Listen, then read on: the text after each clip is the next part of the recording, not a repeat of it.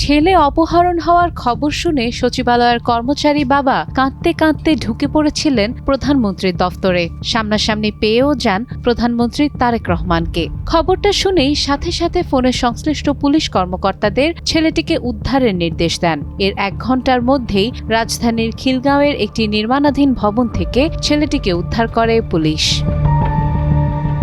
পুলিশের রমনা বিভাগের ডিসি মাসুদ আলম ওই উদ্ধার অভিযানে যুক্ত ছিলেন। তিনি বলেন, অপহৃত ছেলেটি খিলগাঁওয়ের ন্যাশনাল ল্যাবরেটরি আইডিয়াল স্কুলে 9ম শ্রেণীতে পড়ে। দুপুর 2:30টার সময় স্কুল থেকে বের হওয়ার পর 4-5 জন ব্যক্তি তাকে আটকে জোরপুকুর এলাকায় 7তলা নির্মাণাধীন ভবনে নিয়ে যায়। সেখানে তাকে মারধর করা হয়। এরপর তার বাবার ফোন নম্বর নিয়ে 50,000 টাকা চাঁদা চায় অপহরণকারীরা। টাকা না দিলেই শিশুটিকে মেরে ফেলার হুমকি দেওয়া হয়।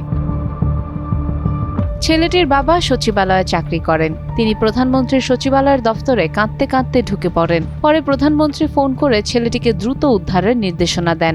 এরপর অপহরণকারীরা যে নম্বর থেকে ফোন দিয়েছিল সেই নম্বর নিয়ে টাকা পাঠানোর আশ্বাস দিয়ে যোগাযোগ শুরু করে পুলিশ। রমনার ডিসি বলেন, কোন নম্বরে টাকা পাঠানো হবে তাদের কাছে সেই নম্বর চাওয়া হয়। তারা প্রথমে নম্বর দিতে বিলম্ব করছিল। কিছুক্ষণ দর কষাকষিও চলে। এক পর্যায়ে পুলিশ তাদের অবস্থান শনাক্ত করে সংশ্লিষ্ট ভবনে গিয়ে ছেলেটিকে উদ্ধার করে। তবে পুলিশের উপস্থিতি টের পেয়ে অপহরণকারীরা পালিয়ে যায়।